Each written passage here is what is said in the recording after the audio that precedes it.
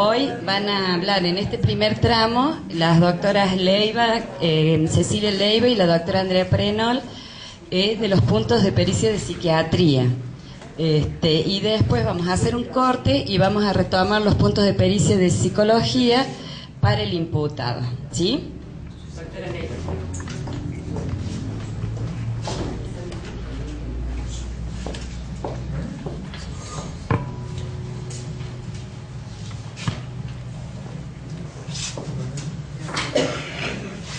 Bueno, hola a todos. Yo voy a tratar de ser lo más sintética posible para que puedan entender lo que nos interesa a nosotros los psiquiatras, para poder responder, digamos, los puntos de pericia. La verdad que nos olvidamos con la doctora Prenol de traer la batería de puntos de pericia que tenemos, que nos vienen preguntando en estos últimos años, que son muchos y todos en realidad parecidos pero diferentes. Entonces lo que acordamos desde el departamento, que lo que nos parece más coherente, es tratar de simplificar siempre el enunciado y después nosotros poder explayarnos en la respuesta. Entonces, ¿qué encontramos para psiquiatría? ¿Qué punto o qué artículo abarca las preguntas que después englobarían todas las posibles respuestas? Uno es el artículo 34 del Código Penal, que bueno, todos lo conocen, lo deben conocer mejor que yo. Si me equivoco en decirlo como es, los que son abogados me dicen, pero consideramos que el artículo 34, en estos puntos que están acá en el PowerPoint, preguntan la mayoría de las patologías psiquiátricas que nosotros podemos responder. ¿Qué dice el artículo 34 del Código? Habla de la imputabilidad y de la inimputabilidad. O sea, dice que una persona va a ser imputable, va a ser inimputable si en el momento del hecho, ya sea por insuficiencia de sus facultades mentales, por alteraciones morbosas de las mismas o por estados de inconsciencia, no pudo comprender ni dirigir sus acciones al momento del hecho. Entonces, psiquiatría, ¿qué va a responder? Sobre el estado de las facultades mentales de esa persona. Entonces, el artículo 34 pregunta puntualmente eso: estado de desarrollo de las facultades mentales, si puede comprender la criminalidad del acto y si puede dirigir sus acciones. Yo no me gusta esto y yo traté acá de, no sé si ven lo que yo escribí, no sé dónde quieren que me pare, si ven los chicos de acá.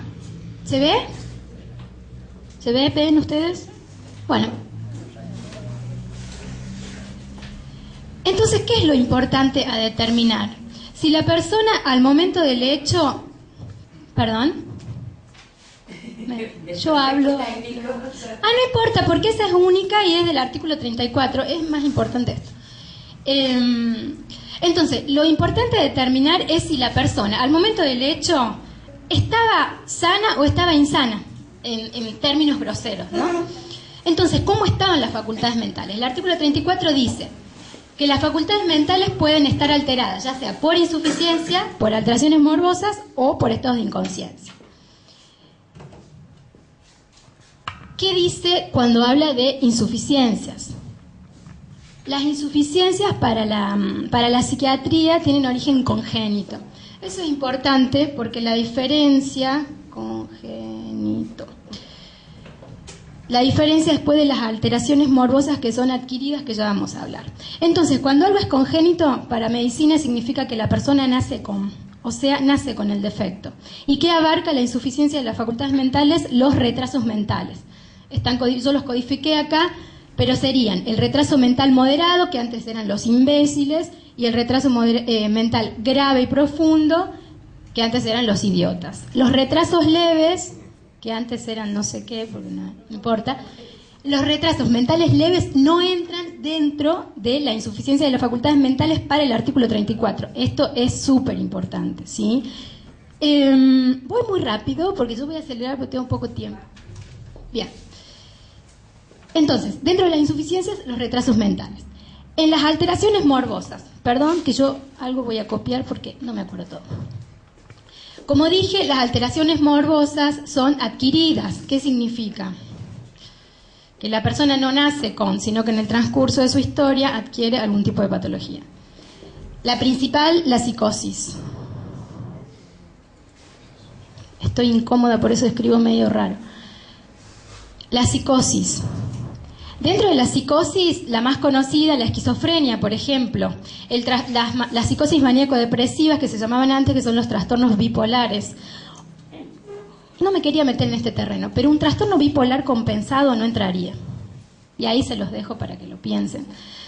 Porque los tratamientos en salud mental hacen estas cosas, que personas que tienen ciertas patologías, cuando tienen un tratamiento, se encuentran compensadas. Bien. Entonces, en la psicosis, la esquizofrenia, el trastorno bipolar. En las demencias, ¿la demencia qué significa? Que hay una alteración, que el cerebro se comienza como a desintegrar. Las causas de demencias pueden ser muchas, por ejemplo, las demencias de tipo Alzheimer, las demencias por tóxicos, las personas que son alcoholistas crónicos, por ejemplo. Las demencias vasculares, bueno, hay un montón, no me voy a meter en la neurología. Los tumores cerebrales, también lo mismo, un tumor cerebral que produzca algún tipo de alteración a nivel cerebral y que lleve a alteraciones de la conciencia. Y por último, la epilepsia. La epilepsia también es un cuadro controvertido. ¿Por qué? Una persona con un tratamiento, con un buen tratamiento, puede estar compensada sin alteraciones de sus facultades mentales. Entonces, siempre teniendo en cuenta que la patología produce alteraciones de las facultades. Bueno, no importa, me da ganas de hablar de un caso re lindo, pero no importa. Y por último, el código abarca los estados de inconsciencia. Los estados de inconsciencia abarcan la ebriedad alcohólica complicada. Ebriedad. Si no entienden la letra para copiar, después se los mando. Complicada. La ebriedad alcohólica complicada. El sonambulismo. ¿Vieron que hay casos de sonámbulos que matan a la gente? Sonambulismo. Y las politoxicomanías.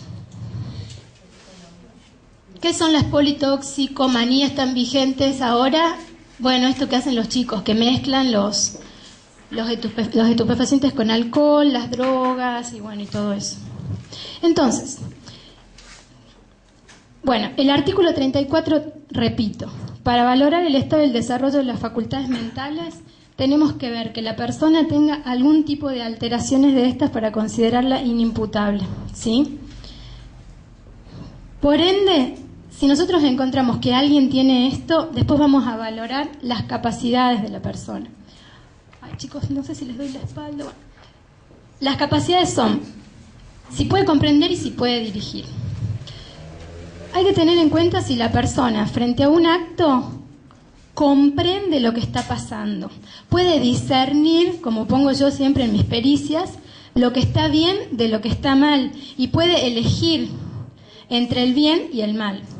Si una persona puede comprender y después puede elegir, comprende, bueno, está bien que yo haga, qué sé yo, bueno, tal o cual cosa, pero elijo hacer mal. Está mal, por ejemplo, que yo me drogue. Hay muchos casos de adicciones. No está mal que yo consuma droga, pero bueno, yo elijo consumir.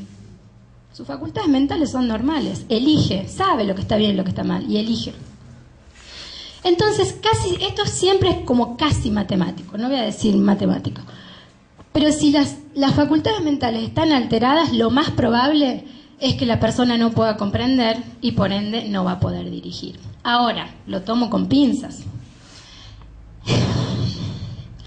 Por ejemplo, a ver, ¿qué patología? Esquizofrenia, ¿les parece? Esquizofrenia. Un esquizofrénico a veces puede comprender, entre comillas, comprende siempre dentro de su patología, dentro de sus limitaciones. Entonces la comprensión a veces es parcial. Esto es difícil para todos los abogados, ¿no? Nosotros tratamos de explicar estas cosas, pero la verdad que se comienza a poner gris el panorama. A veces puede comprender, pero lo más probable es que no pueda dirigir, porque siempre está supeditado a la patología. Bueno, ¿tengo más tiempo para explicar otra cosa? Bien. ¿Se entendió esto? ¿Alguna pregunta así como rápida? Yo les quería explicar algo de las facultades mentales. ¿No? ¿Está bien? ¿Cómo podemos resumir en un punto de pericia si nosotros queremos que vos nos expliques respecto de un sujeto todo eso? ¿Respecto de un solo sujeto? Bien. De una persona de una persona... Bien. Nosotros lo resumimos en esto. Lo que nos interesa a los psiquiatras forenses es que los puntos de pericia a preguntar sean estos. Después la doctora Prenol va a dar otros que son secundarios. Estado de desarrollo de las facultades mentales. Cuando ustedes preguntan sobre eso, que es lo que quiero explicar ahora, van a preguntar cómo está la psiquis de esa persona al momento del hecho, ¿sí? Entonces nosotras, esto es algo nuestro, ¿sí? No les vamos a explicar todo esto. Nosotros vamos a ver si esta persona que traemos tiene. ¿Cómo están las facultades? ¿Están insuficientes? No, ponele que no es un retraso mental. Bueno, ¿las tiene alteradas? ¿Tiene alguna patología psiquiátrica que altere su psiquis, que haya adquirido? ¿Sí? ¿No? ¿Está en un estado de inconsciencia? ¿Sí? ¿No? Entonces vamos a ir desglosando. Esto abarca toda la psiquiatría clínica, ¿sí? Yo puse los ejemplos más importantes. Imagínate si tengo que hablar de todos, me exceden el tiempo. Si se encuentra dentro de estos parámetros, vamos a responder que el estado y desarrollo de las facultades mentales está alterado por alteraciones morbosas secundario a una esquizofrenia, por ejemplo, o está alterado por insuficiencia de sus facultades porque padece un retraso mental profundo, grave. No sé si te respondo. Bien. O ya sea por un estado de inconsciencia, porque es un politoxicómano. Y al momento del hecho, eso también es como digno de análisis ahora, porque los abogados defensores apelan mucho a las drogas. Entonces, hay que comprobar que al momento del hecho estaba poliintoxicado o estaba intoxicado y que ese tóxico produjo alteración de la conciencia. Me voy por las ramas, no me quiero ir. Ya. Pero más o menos esa va a ser la respuesta. Pero, perdón, doctora, sí. ¿Eso vos lo respondés por sí o por no? No. Nosotros no lo explicamos. Por eso, repito, el enunciado es simple, estado y desarrollo de las facultades mentales, y nosotros vamos a responder. En el caso de una persona normal, por ejemplo, no padece alteraciones morbosas de las facultades mentales. Simple. Y si la padece alteraciones morbosas de las facultades mentales por insuficiencia, ya que se observa que padece un F71, por ejemplo, un retraso mental moderado. El retraso mental moderado, y ahí les explicamos todo. Siempre respondemos cuando hay patología, tratando como que de explicar un poco de qué se trata el caso. Bien. Vuelvo a lo que dije al principio. Siempre nos preguntan un montón de cosas. Por ejemplo, la gente del interior. Corregime si por ahí digo cualquier cosa. Estado de desarrollo de las facultades mentales y si la mente, bla, bla, bla, bla, bla, bla, bla, bla, bla, bla. Entonces, para evitar eso, que escriban tanto, yo creo que con preguntar esto es suficiente. Nosotros nos vamos a explayar en la respuesta. No es necesario redundar sobre lo mismo. Nosotros hemos llegado a responder pericias donde ponemos, por ejemplo, ya se respondió en el punto 1 o ya se respondió en el punto 2, porque los puntos se repiten. Entonces, repito, preguntando esto van a tener, creo, lo más importante a saber, que es si la persona está alienada o no. Alienado, que es un término que usan un término jurídico. Yo, me queda un poquito de tiempo, les quería explicar qué valoramos cuando valoramos facultades mentales. ¿Qué son las facultades mentales? No sé si alguien sabe algo de facultades mentales. Para que tengan un poco de idea qué es lo que se valora en la persona. Bueno, como no tengo espacio para escribir, se los voy a ir diciendo oralmente. No, se los voy a escribir para que lo tengan. Puedo borrarles esto, total, después se los paso. Bueno, las facultades mentales para la psiquiatría clínica son muchas. Nosotros en psiquiatría clínica valoramos muchos signos y síntomas, pero para la psiquiatría forense tomamos en cuenta estas, que yo, digamos, las enumeré más o menos en orden de importancia. Primero, vamos a tener en cuenta el sensorio. Parece una clase de psiquiatría, pero prometo que no. El sensorio que abarca la conciencia. ¿Alguien sabe qué es la conciencia? ¿O tiene una idea de lo que puede ser la conciencia? No, nadie. Bueno, la conciencia, la atención, siempre hablando de la persona, ¿no? La orientación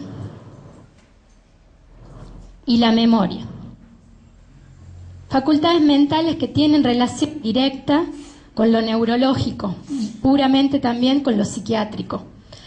Y secundariamente vamos a valorar el pensamiento, cómo piensa la persona, qué bagaje de ideas tiene, la sensopercepción, y ya les explico por qué en un ratito, sensopercepción, ¿qué me olvido?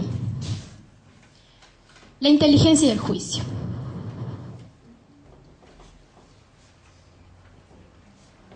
Y el juicio, o sea, la capacidad judicativa. Facultades que nos van a decir si una persona está alienada, no está alienada, funciona su actividad mental o no funciona. Rápido. La conciencia. La conciencia es una actitud psíquica que le permite a la persona saber quién es y cómo se está relacionando con el entorno y qué hay en el entorno. Una persona puede estar vigil, pero no puede estar lúcida. Una persona puede estar vigil y puede estar hipolúcida. Vigil significa que estoy despierto, nada más.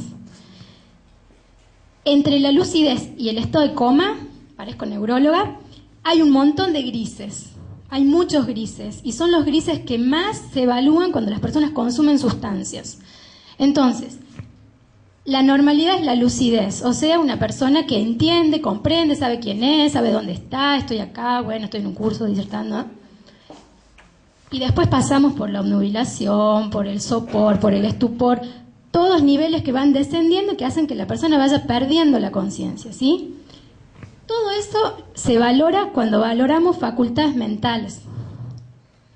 Después tenemos, lo voy a dejar ahí porque conciencia es muy largo y el año que viene prometo dar una jornada solo de conciencia. Bueno, esta es importante por el consumo de sustancias. Y digo lo último, la conciencia se puede alterar, ya sea porque se estrecha o ya sea porque se pone medio turbia o medio obnubilada. ¿Cuál es la diferencia?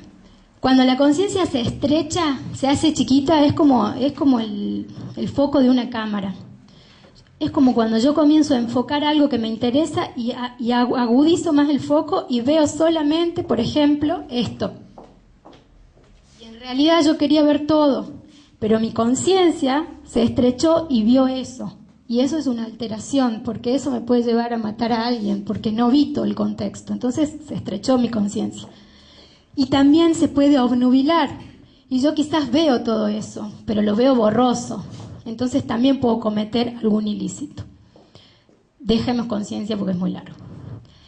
La atención es la capacidad que tiene una persona de concentrarse frente a un objetivo, siendo ese objetivo en el momento que se está concentrando el punto de mayor atención, de mayor concentración que tiene la persona. Entonces, por ejemplo, ustedes ahora yo los veo que me miran y pareciera que todos tienen una prosexia o atención normal. Doy un pequeño ejemplo. Los trastornos bipolares, por ejemplo, que entrarían dentro de lo que hablamos antes, alteraciones morbosas de las mismas. Los trastornos bipolares descompensados tienen alteraciones de la atención o prosexia, que se llama paraprosexia, son muchas palabras. ¿Pero qué le pasa al bipolar? ¿Hay alguien bipolar? No. Pero puede contar su experiencia. Bien. No diagnosticado formalmente. Está bueno, porque pueden contar su experiencia. Yo no, todavía no. Por eso, no lo sé, porque no hice la consulta, creo. Bien. No, yo siempre pregunto, porque hay mucha gente que tiene las patologías y todos tenemos cosas, está bueno compartir. ¿Qué pasa en el bipolar? El bipolar tiene una alteración puntual de la atención o prosexia que se llama paraprosexia. Entonces, ¿qué hace la gente que tiene trastorno bipolar y cuando está descompensada?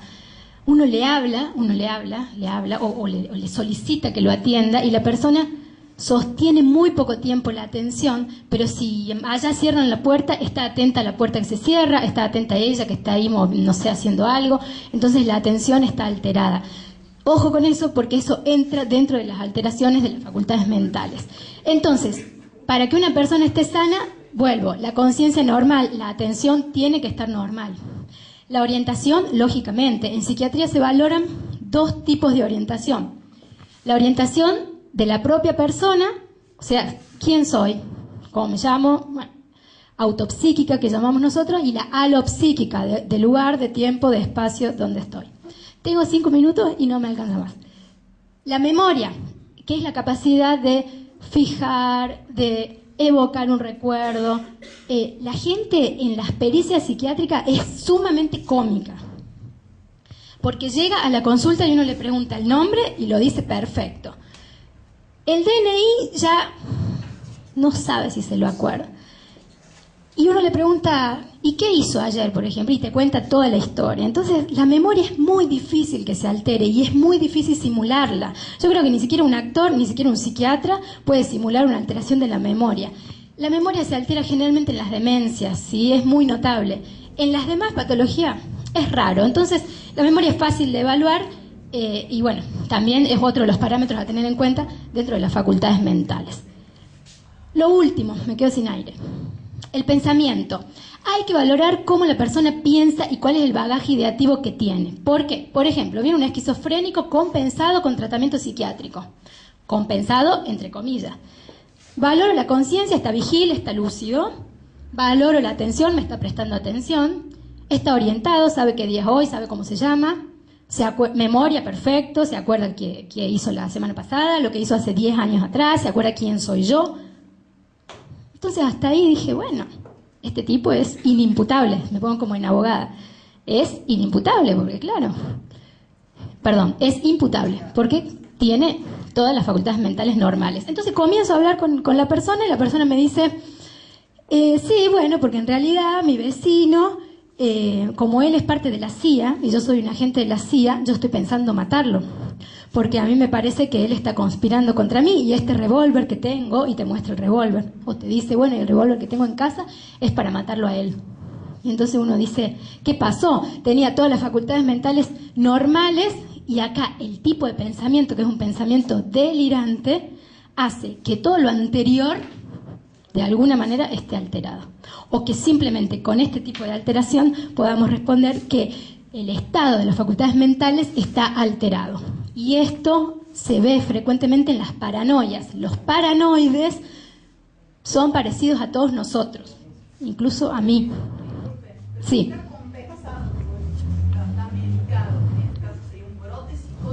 No.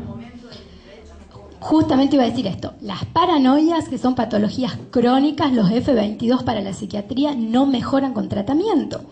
Entonces, yo lo dije el año pasado en alguna de las jornadas. Es tan linda la paranoia porque la persona es como cualquiera de nosotros hasta que entra ese delirio como cuña en su realidad y cambia todo, ¿sí? Entonces, con eso hay que tener mucho cuidado. Los psiquiatras tienen que valorar ese detalle porque pasa muchas veces que estas personas van a las pericias psiquiátricas y nunca hablan del delirio. Hasta que hay un disparador que hace que comience y se desencadene. Muchos pasan como personas normales y en realidad la paranoia entra dentro de la psicosis, que era dentro de las alteraciones morbosas. Ya termino. La sensopercepción, lo mismo, es la capacidad, es como impresiona los sentidos de la persona, bueno, ya sea el sentido de la vista, el olfato, los 5 sentidos. Hay que ver también cómo, si está conservado o está alterada. La persona puede parecer normal y estar escuchando voces que le dicen, bueno, tiene que matar al fiscal. Entonces o al secretario, o al juez, y ha pasado, y pasa. Entonces estas cosas hay que tener en cuenta. Generalmente los pacientes no hablan de las alteraciones sensoperceptivas, entonces hay que estar atentos. Si un paciente mira para arriba o mira para otro lado es porque está escuchando una voz.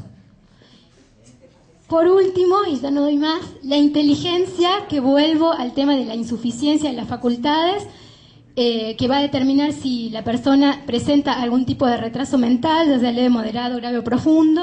El profundo es muy obvio, es muy difícil por ahí determinar entre la normalidad y el retraso leve. Y por último, la capacidad judicativa. ¿Cómo valora? ¿Cómo actuaría? ¿Qué haría esa persona? Nosotros en psiquiatría con la doctora Prenol todos los miércoles hacemos juicios de insania. Entonces yo, cuando veo personas que me generan dudas sobre la capacidad judicativa, siempre les pregunto sobre una cuestión hipotética. Por ejemplo, siempre les digo, si usted va caminando por la calle y adelante se cae una señora mayor, ¿usted qué hace? Entonces algunos te dicen, y la levanto. ¿Y por qué la levanta? Y porque, bueno, una señora mayor la voy a ayudar. Entonces, bueno, uno pone capacidad judicativa conservada. Hay otros que te dicen, y la levanto. ¿Y por qué? Porque tengo que pasar yo por encima. No sé, tienen salidas muy, muy extrañas.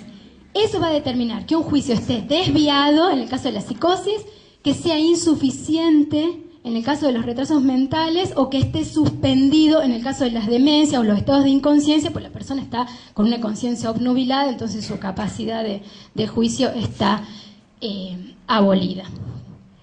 Tengo más para decir, pero creo que es lo más importante. Vuelvo a esto, con respecto a los puntos de pericia. Con que nos pregunten esto es suficiente. En el caso de nosotros encontrar algún tipo de alteración, siempre se explica la alteración. Y en el caso de no encontrarle que esto sea normal, se va a responder de manera simple: las facultades mentales no se encuentran alteradas. Y si nosotros decimos que no se encuentra, es porque no encontramos ningún tipo de alteración dentro del artículo 34. Gracias por escucharme, estoy súper agitada, tengo más para decir, pero no tengo más tiempo. No sé si quiere hacer alguna pregunta o la dejamos para después. Bueno. Gracias.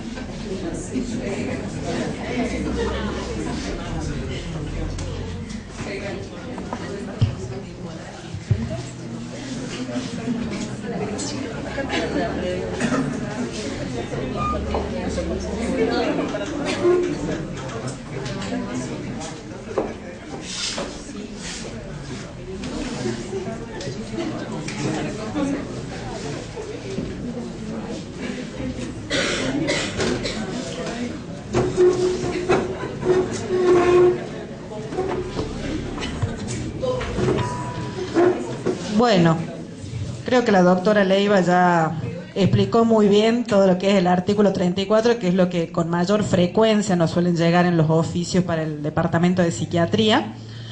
Hay mucho para hablar, como ella dijo, es muy complejo, muy largo. Realmente queremos hacer otro tipo de jornadas a lo largo del tiempo para poder explicar con detalles temas puntuales o específicos, como es la conciencia, como son ciertos estados. Así que bueno, el objetivo de hoy era hablar de manera general de los puntos de pericia, tratar de aclarar algunas cositas como para que podamos agilizar los temas, pero en realidad queremos hacerlo de manera más concisa a lo largo del tiempo. Otros puntos de pericia. Bueno, además de los del artículo 34, algunos de los puntos de pericia que hemos resaltado que nos suelen llegar con mayor frecuencia al departamento de psiquiatría y que podemos contestar son los siguientes. Primer punto, si es peligroso para sí o para terceros, si requiere tratamiento y o internación, y el último, que por lo general lo hacemos para aclarar, todo otro dato de interés para la presente causa. El primer punto, si es peligroso para sí o para terceros, suele ser un punto bastante controvertido, complejo para nosotros, porque el tema de peligrosidad desde el punto de vista médico-psiquiátrico no es lo mismo o no se contesta de la misma manera o del mismo enfoque que lo ve el ámbito jurídico de repente, ¿sí? Para el ámbito jurídico, el tema de la peligrosidad o la valoración del estado peligroso se hace de manera diferente.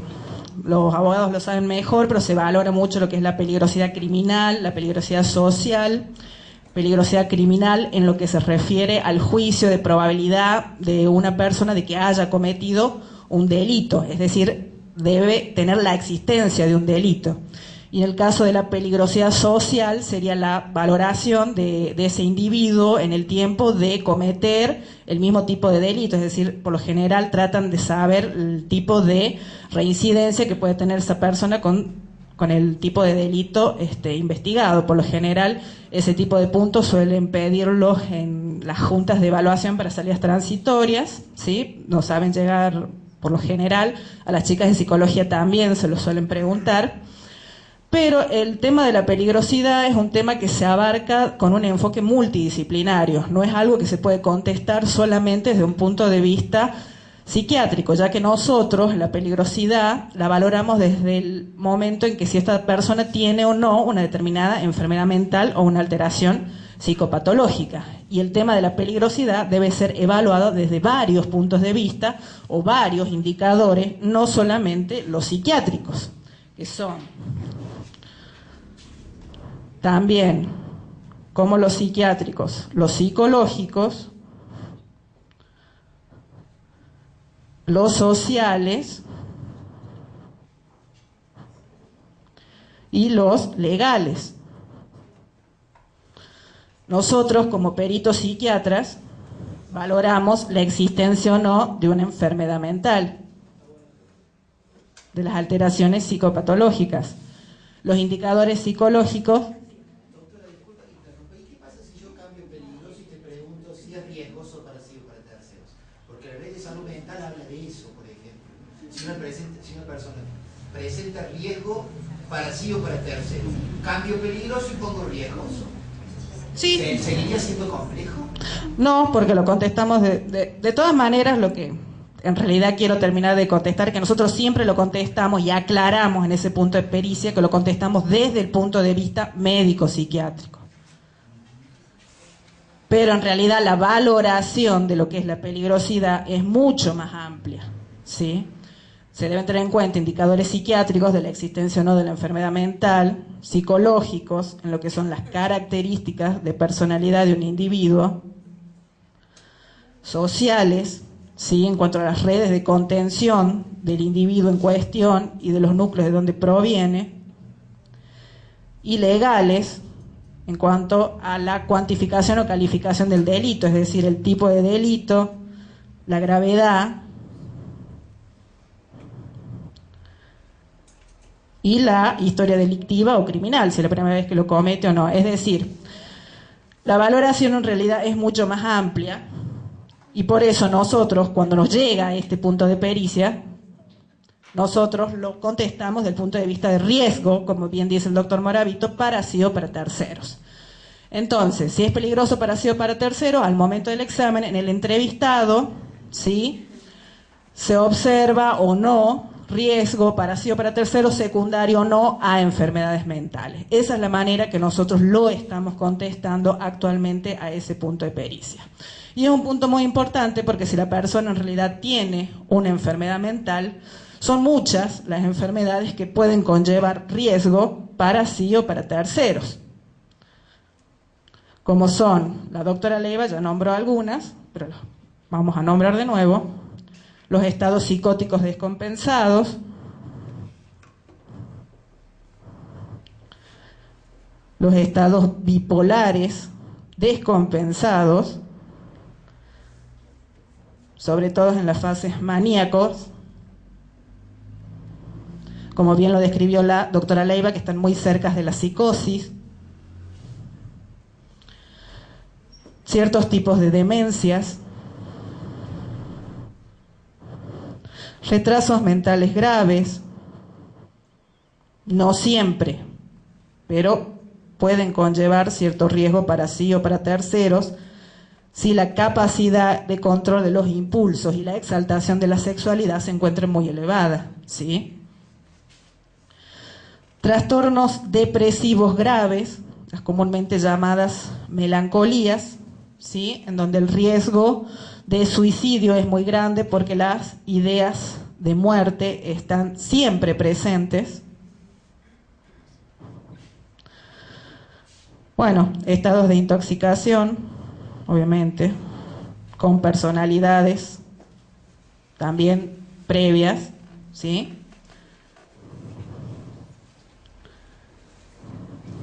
Y en esto no me quiero meter mucho, pero también lo tengo que nombrar, algunos trastornos de personalidad graves, que si bien dentro de la psiquiatría nosotros no los consideramos verdaderas enfermedades mentales, porque consideramos que tienen un juicio de realidad conservado, muchos de ellos, sobre todo los trastornos de personalidad límite o borderline, trastornos esquizoides de personalidad o trastornos paranoides graves, muchas veces están dentro del límite de lo que es la realidad y lo que no. Están, digamos, bordeando. Entonces se debe hacer una valoración muy detallada de lo que son esos trastornos para la valoración. Bueno, si es peligroso para sí o para terceros y la respuesta es positiva, por lo general va a requerir de un tratamiento o de una internación. Los tratamientos pueden ser de tipo ambulatorios o pueden ser internaciones. Con la nueva ley de salud mental, lo que se trata es restringir al máximo las posibilidades de internación y tratar de armar dispositivos en los cuales familiares del entrevistado puedan acompañarlos, ya sea al hospital, a postas, a dispensarios, para tener el control clínico adecuado y el control de la medicación. Si no se cuenta con esos dispositivos, bueno, ya se tendrá que recurrir al último recurso que se considera actualmente, que es la internación. En el punto de todo otro dato de interés para la presente causa, para nosotros es un punto muy importante, porque a veces estos dos puntos anteriores no están puestos y realmente nosotros cuando encontramos algo tenemos que aclarar eso en algún lado, ¿sí? Ese punto a nosotros realmente nos da la posibilidad de explayarnos muchas veces en lo que necesitamos. A veces para el diagnóstico también necesitamos de otras pericias o de otros informes, ¿sí? Es por eso que también apelamos a lo que son estudios complementarios neurológicos o estudios psicopedagógicos si realmente los necesitamos para el diagnóstico de ciertas enfermedades mentales. Bueno, el artículo 82 del Código Procesal Penal, el examen mental obligatorio, se piden todas aquellas causas con delitos de carácter sexual o que estuviera reprimido con pena no menor de 10 años de prisión, o cuando sea alcohólico, droga dependiente, menor de 18 años o mayor de 70. Muchos pedidos del artículo 82 en causas de delitos de carácter sexual suelen llegar con los puntos del 34, ¿sí? Si puede comprender el estado de desarrollo, si puede dirigir. Antes por ahí nos llegaban puntos de pericia en donde nos pedían características de personalidad o valoración de la esfera psicosexual del individuo, o ya está más delimitado, ya llegan directamente para el departamento de psicología cuando lo solicitan las fiscalías, y en caso de nosotros evaluar en el examen y considerar que se debe pedir, hacemos el pedido de pericia psicológica en el caso de esa persona. En casos de individuos alcohólicos o drogadependientes, bueno, nos suelen preguntar si presenta algún tipo de alteración mental, diagnóstico, tratamiento, si requiere internación, si es riesgoso para sí o para terceros. Pericias para mayores de 70 años, por lo general, no nos suelen llegar este tipo de pedidos, es muy raro. Por lo general, si nos llegan, suele ser bastante complicado porque en personas mayores solemos necesitar de familiares o allegados para realizar un examen completo o conocer el lugar donde vive esta persona, ¿sí? Muchas personas mayores viven solas y por ahí no se puede valorar completamente cuál es la relación actual, por ejemplo en delitos por amenazas o conflictos con vecinos. Realmente necesitamos de mayor información y de mayores entrevistas para saber realmente cuál es el estado de esa persona. Lo que sí nos está llegando mucho son los pedidos de examen mental obligatorio de los juzgados de menores, ¿sí? La gran cantidad de oficios que nos llegan del juzgado de menores, tanto el doctor Moravito como el doctor Gersani, realmente es muy grande. El pedido de examen mental obligatorio del artículo 82 suele llegar con un sinnúmero de puntos de pericia, ¿sí? La verdad que si nos ponemos a detallar todos los puntos de pericia que nos llegan de los juzgados, creo que no terminamos. Pero básicamente lo que podemos contestar desde el departamento de psiquiatría son, como bien dice la doctora Leiva, presencia de alteraciones psicopatológicas, lo que es el estado de desarrollo, comprensión, dirección de las acciones, si tiene alguna adicción, si necesita tratamiento, si necesita internación. Lo que no podemos contestar son las características de personalidad, las relaciones interpersonales y familiares del menor, enfermedades padecidas por el menor y los familiares. Por ahí nos preguntan realmente creemos que eso es algo más médico, pero por ahí nos preguntan. Está en la pericia también. Por ahí nos preguntan coeficiente intelectual o habilidades o características del menor y oficio más adecuado para el mismo. Estos dos últimos puntos en realidad son más específicos para el área de psicopedagogía, ¿sí? Pero ¿sabes qué pasa? Que eso está en la ley de menores. Eso nosotros nos pide la ley. ¿Sí? 4908 nos pide eso. Ahora, Rodrigo, perdón, ¿no es una incongruencia que pidan la actividad más adecuada para el menor? Sí, yo ahora que vos me lo decís, hay muchas cosas que vos firmás y de hecho lo hemos coincidido el otro día, muchas cosas nosotros las firmamos quizás automáticamente, pero eso se viene pidiendo hace años, porque la ley nos exige que nosotros pidamos. No, si yo no digo que no pregunten, pero por ahí son cosas que nosotros no lo podemos contestar. Esa es la aclaración, que por ahí es un punto que corresponde al psicopedagogo porque es el que hace la orientación vocacional, ve las habilidades. ¿Sí? Sí, no, el motivo no es discutir, sino aclarar qué es lo que puede contestar cada departamento para que realmente haya una mayor diligenciamiento de lo que se quiere saber. Porque por ahí están buscando saber eso y nos mandan a nosotros, y el chico no viene. Cuando viene, se mandan 5 puntos de pericia, dicen no se puede contestar, y realmente es una pérdida de tiempo para el juzgado, para el menor y para nosotros, con más trabajo todavía porque tienen que volver a mandar oficios para un departamento y para el otro. En realidad, lo más importante se resume en estado de desarrollo, comprensión y dirección, y si realmente el menor tiene algo, por lo general nosotros solemos ponerlo o solemos indicar que es lo más adecuado. Se puede resumir todo, yo creo que se puede resumir todo. Creo que esto es todo lo que hemos tocado con la doctora Leiva, que es lo que nos llega habitualmente con más frecuencia al departamento. Por ahí ustedes tienen un montón de preguntas o puntos de pericia que les parece importante destacar, preguntar, aclarar.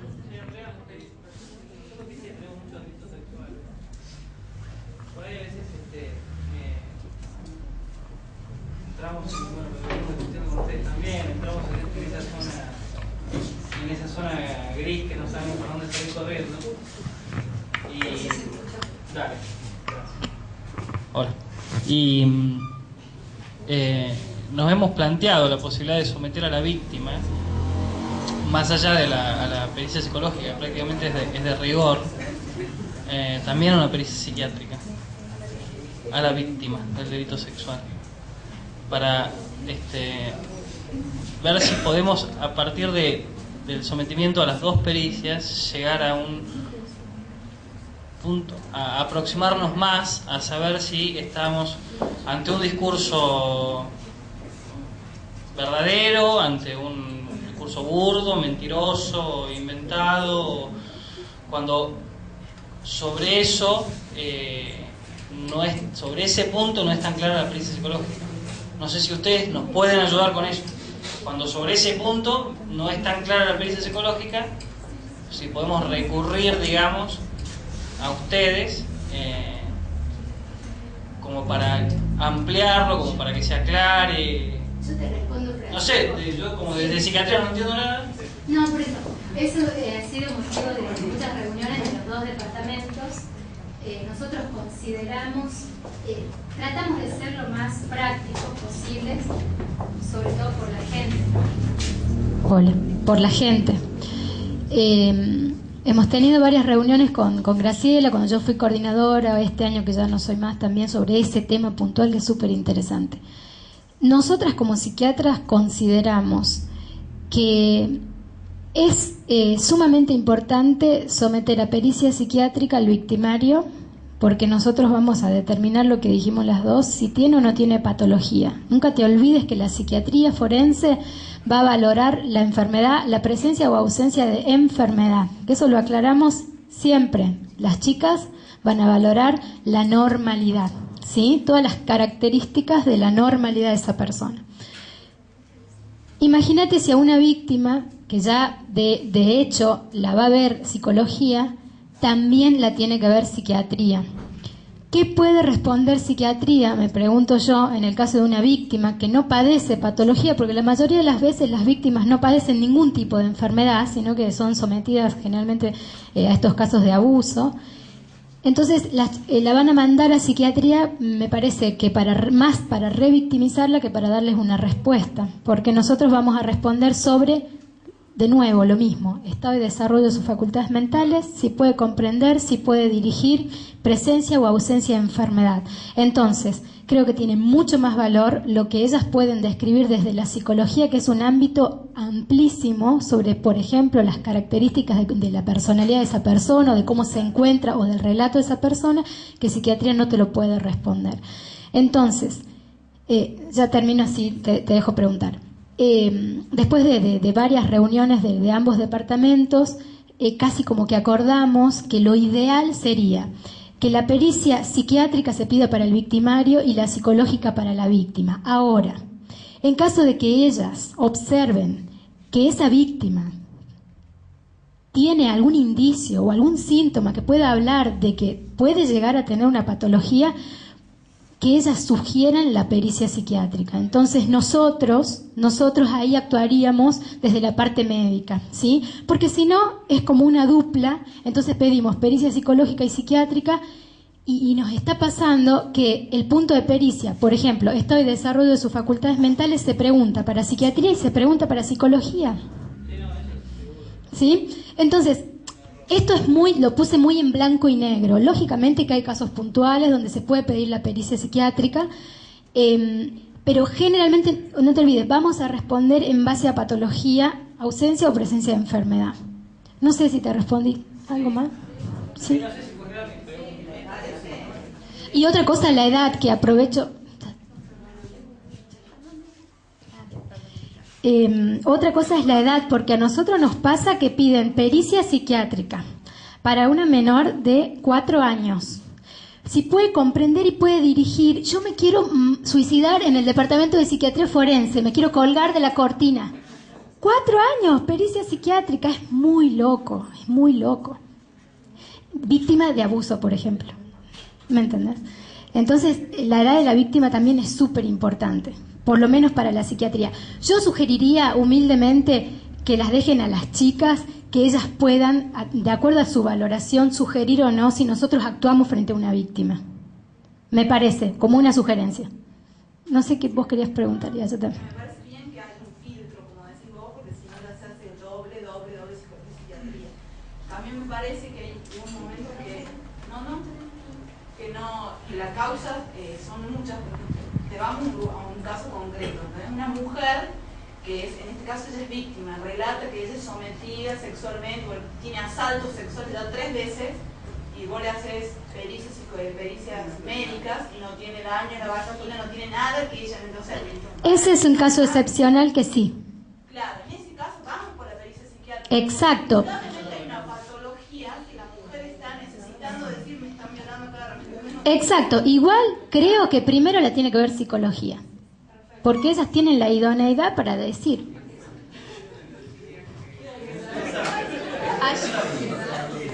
Allá, pásale. 35 años, más o menos.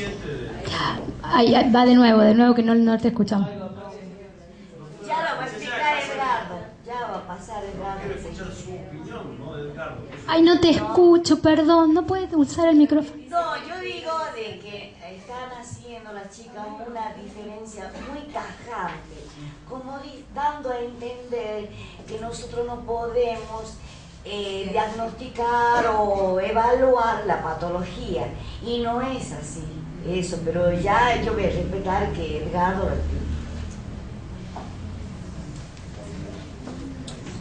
En el caso también... No es así, no es así, si eso se quedó interpretado así, no es así, no. Nosotros tratamos de... No, a ver, la idea es tratar que los chicos tengan algo como más claro dentro de de lo que trabajamos. Obviamente que ustedes pueden diagnosticar patología, eso no está en discusión, pero tratamos de ser claros porque si no es como una maraña de cosas donde todos hacemos de todo y la medicina hace una cosa y la psicología hace otra, eso indefectiblemente. Sí, no, pero yo voy a esto, ¿no? Bueno, acá la doctora Prenol me dice que aclaramos que los psiquiatras hacemos enfermedad, para que quede más claro. ¿Ahí les gustó? Sí. Gracias. Bien. ¿Alguien quiere hacer otra pregunta? ¿Tienen duda? Hacemos un corte y retomamos después con los puntos de pericia de psicología. Gracias, chicos. A ver. ¿Les puedo pedir a ustedes un modelo de preguntas? Sí. ¿Cómo no? No, al finalizar el curso vamos a entregar los puntos de pericia, pero es simplemente lo que se vio acá, ¿no? Artículo 34 y artículo 82.